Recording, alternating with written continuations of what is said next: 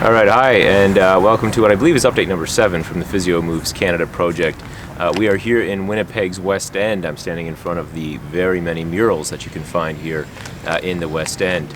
It's been some time since we did our previous update, and we've covered a lot of ground, having come through Quebec and Ontario, and are now preparing to, in fact, leave Winnipeg tomorrow to head to our next stop in Saskatoon. One of the things that, of course, happens when you're doing a project of this duration is life occurs outside of the project, and we've seen this now a couple of times in New Brunswick. As we were going through that province, there were some issues that arose regarding gender pay equity, and now in Winnipeg just this past week we had some issues, a brand new issue arisen regarding public funding for adult outpatient physiotherapy.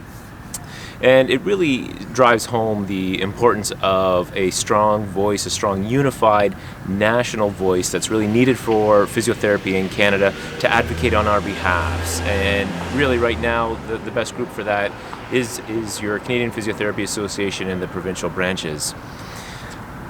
We also are realizing that we probably need a strong rallying point, branding and identity that all physios can get behind, and that's partly why we were set out to find the definition of mobility here in Canada.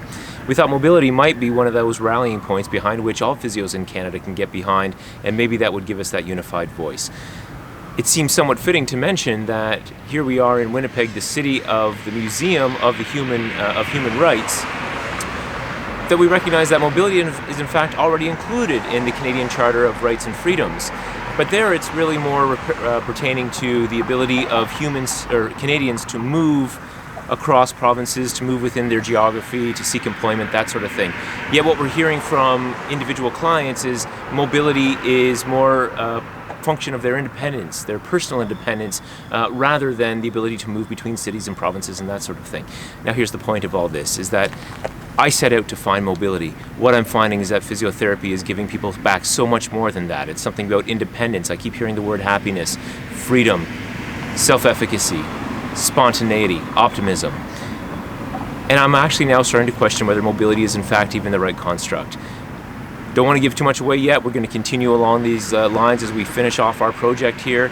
But we continue to look for that key rallying point, that thing that's going to give physiotherapists in Canada something to focus on, something to unify our voice, so that when we do have broader issues come up, we are all at least singing from the same hymn book. All for now. See you again next time.